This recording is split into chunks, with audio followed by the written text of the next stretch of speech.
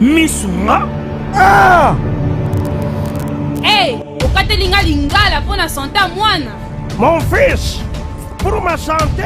Misunga. Ah! Okatelinga lingala.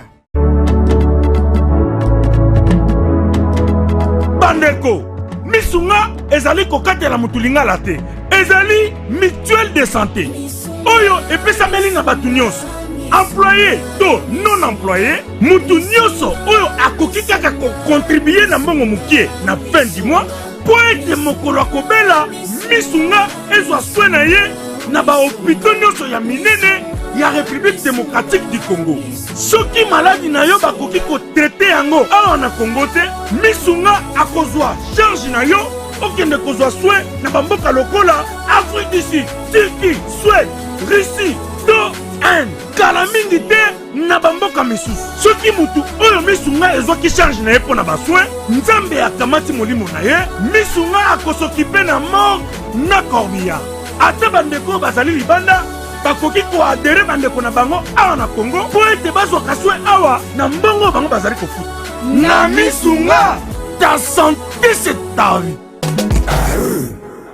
Unité ya batu nyonso autour ya koluka amélioration ya condition de vie ya batu nyonso yango nde esengeli ezala na centre ya ba action ya ba congolais na esika tomonaka ba discours ya ba politicien oyo ezali nango inutile pe peuple congolais ici alembi yango nde ezalaki lilendisi ya archevêque métropolitain ya Kinshasa oyo ezali bongo cardinal Fridolin Ambongo Besungu. Exhortation oyo asalaki na messe y action de grâce oyo esalemaki dimanche le 17 novembre 2019 na stade de Martyr na présence ya ba chrétien catholique na batu ya ndenge na ndenge oyo bazalaki wana. Na bandi message archevêque métropolitain ya Kinshasa pe cardinal ya sika ya mboka na biso Fridolin Ambongo Besungu et comme batu nyonso bayoki yango po ba congolais bazali sikoyo nde na posa ya kimia ya bomoko ya lisanga po mboka ekende liboso.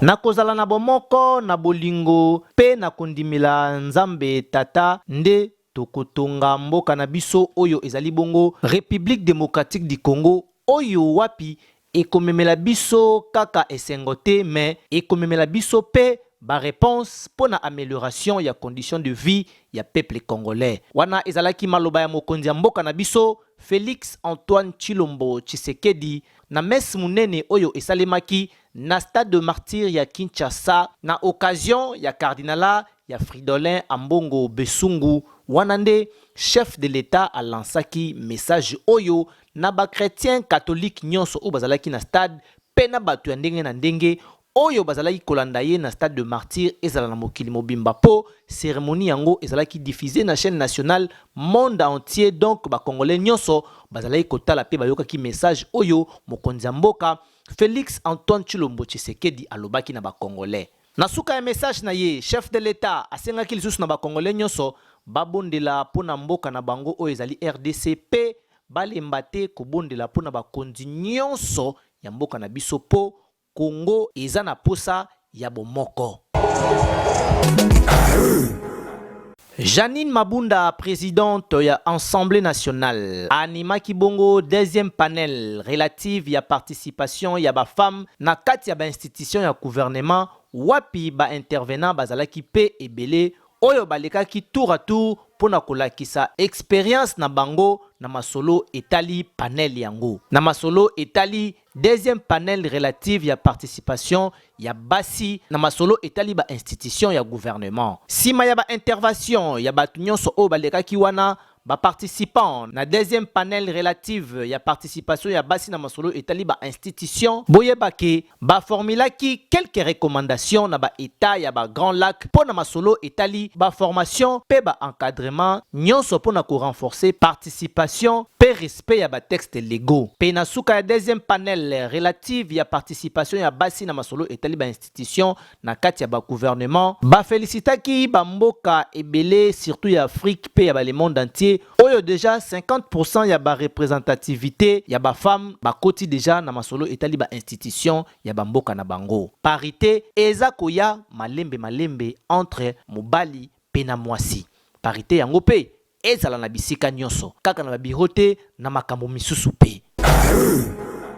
Soki nanu port anneau profond ya banana na Congo central esalemi te, pont reliant Kinshasa na Brazzaville pe ekoki kosalema te, wana ezalaki maloba ya ministre d'État pe ministre ya coopération internationale, intégration régionale pe francophonie Guillaume Manjolo oyo a répondaki na question ya ba collègue ya Top Congo dimanche le 17 novembre 2019. Pona Guillaume Manjolo, ministre de coopération internationale pe intégration régionale na francophonie, maloba na ye ezali pe moko ya position ya chef de l'État Félix Antoine Tshilombo Tshisekedi pe ya gouvernement congolais. Po chef de l'État préalable na ye ezali nanu port anneau profond ya banana kuna na Congo central po dossier ya pont anneau profond na Congo banana yango penza ezali kotala ba congolais parce que intérêt na yango ekozala penza ya ba congolais kasi pona pont o ekorelie Kinshasa na Brazzaville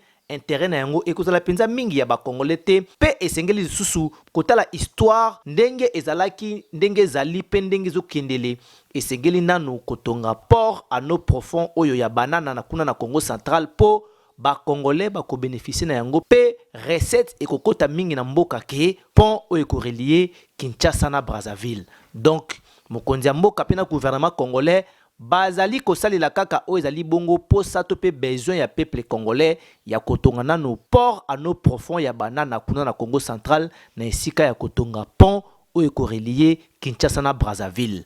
Dossier oyo ezali penza ya kotalela malamu.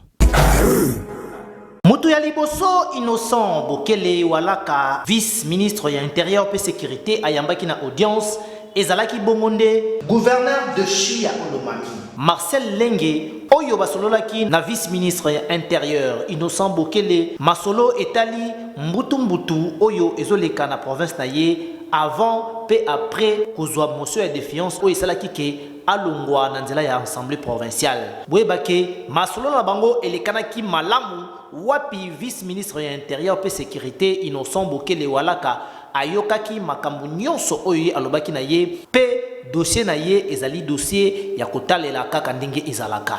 Paul Poutou, gouverneur ya Mai Ndombe yepe ayambamaki na Innocent Bokele, vice-ministre ya intérieur pe sécurité oyo basololaki masolo etali bongo politique, sociale, sécurité pe makambo mususu ya province na bango ya Mai Ndombe, surtout que province ya Mai Ndombe ezali na ba problème ebele lokola ya infrastructure pe ya makambo mususu.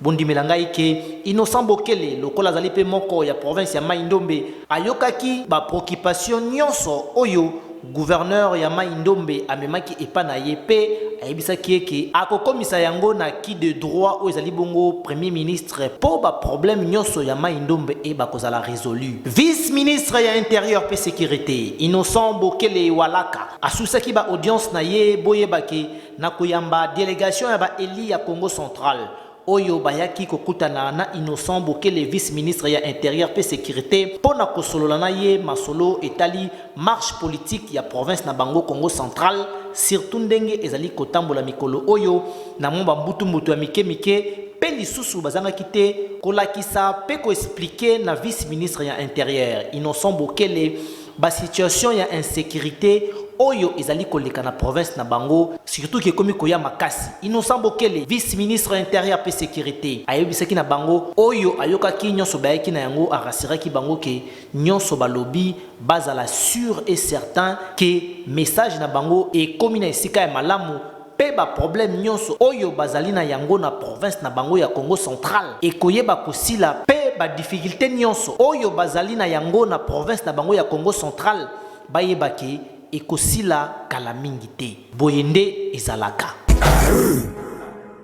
Nous, députés nationaux du Front commun pour le Congo, réunis ce samedi 16 novembre 2019 pour faire le point sur les accrochages entre militants des familles politiques FCC et CACH dans plusieurs points de la République, ainsi que sur la sortie verbale incendiaire des quelques opérateurs politiques et institutionnels qui s'en est suivi, faisons la déclaration suivante. 1.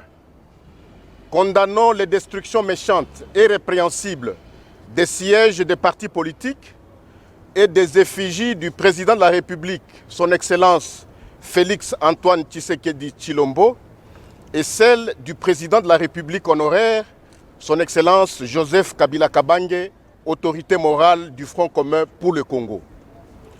2. Réprouvons et condamnons fermement les propos du premier vice-président de l'Assemblée nationale, l'honorable Akabound Jean-Marc, en date du 12 novembre 2019. Ces propos dangereux qui n'engagent pas la plateforme alliée Cap pour le changement, incitant à la haine, sont de nature à troubler la paix sociale et la stabilité chèrement acquise au prix de nombreux sacrifices dont la coalition FCC cache est la pierre angulaire. La préservation de ces acquis historiques demande de chaque Congolais et surtout de ses dirigeants une culture permanente d'humilité et de hauteur. 3. Faisons remarquer que ces propos sont en contradiction avec le règlement intérieur de l'Assemblée nationale, spécialement à son article 121, alinéa 2 à 4, à savoir, je cite, « Le député national a l'obligation de sauvegarder à tout moment l'honneur et la dignité de ses fonctions, ainsi que l'image des marques de l'Assemblée nationale. Il respecte les lois de la République et observe le code de conduite de l'agent public de l'État, tel que défini par le décret-loi numéro 017/2002 du 3 octobre 2002. Les députés se doivent respect mutuel, courtoisie et solidarité. » Fin de citation. Rappelons que c'est grâce à l'existence de la coalition parlementaire FCC-CACH et au vote majoritaire des députés de notre plateforme politique du Front commun pour le Congo que le premier vice-président de l'Assemblée nationale, Akabound Jean-Marc, siège au bureau de notre chambre parlementaire.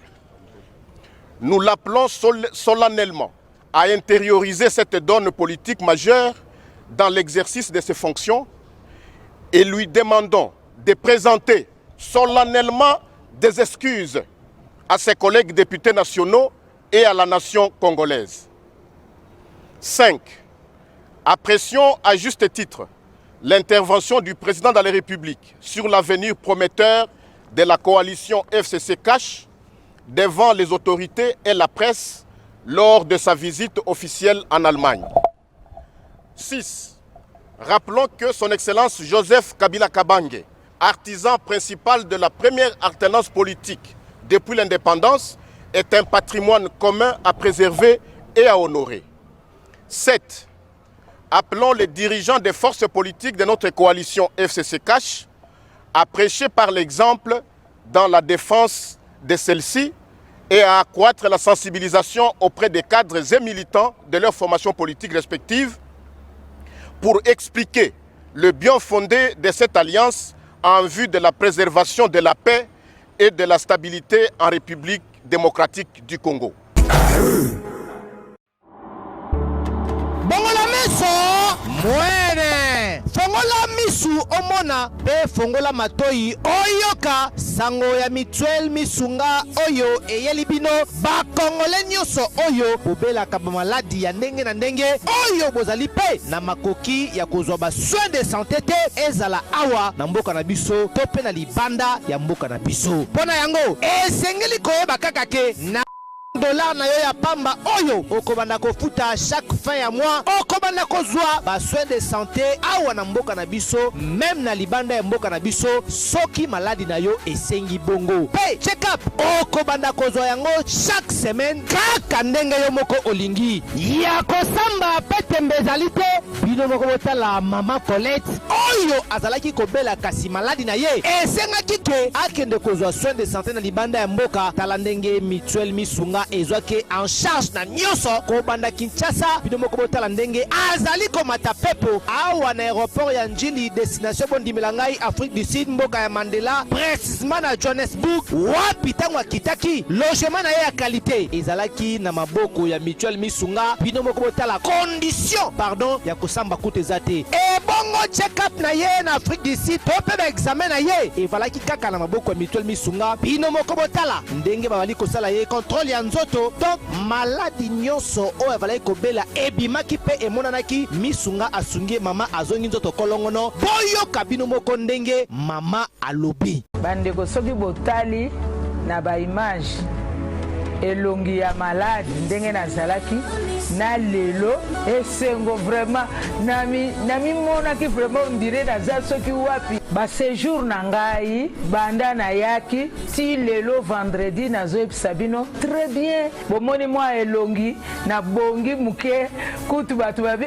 par rapport ndenge oyaki na lelo changement pena po lero wana sobo tali ba image na ozala kaka na kitambala na mutu moyen kutu vraiment na se maquiller zate à partir ya lobi na butu ti lelo naza vraiment très bien. Mutualité misunga mokili mobimba mutualité misunga international kaka ndenge bomoni mama Colette ba soin de santé na ye esimbi yo pe ovali kolanda biso soki ovali bana ya mboka soki ndeko na yo abengo na Kinshasa ke azali malade komitungisama na yo te benga kaka mutualité misunga na numero oyo ndeko na yo na Kinshasa atovali na poto ye akozwa ba soin de santé à l'aisement calmement sereinement po mutualité misunga ezali wana tala kosamba na yo te kobanga na yo te komitungisa te luka kaka bandeko ya mutuelle misunga ezala maladi nini ovali kobela epa na bango